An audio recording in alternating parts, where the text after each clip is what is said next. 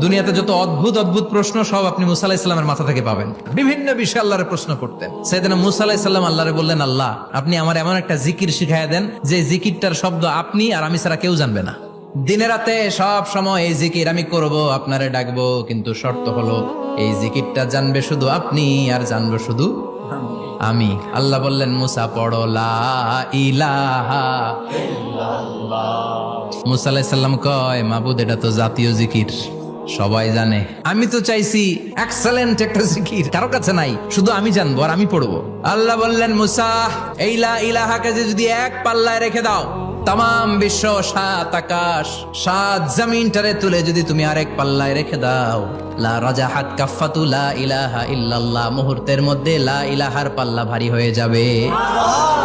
ও মুসা, তুমি যতই এক্সক্লুসিভ জিকির চাও, লা ইলাহার চেয়ে দামি জিকির আমার কাছে নাই।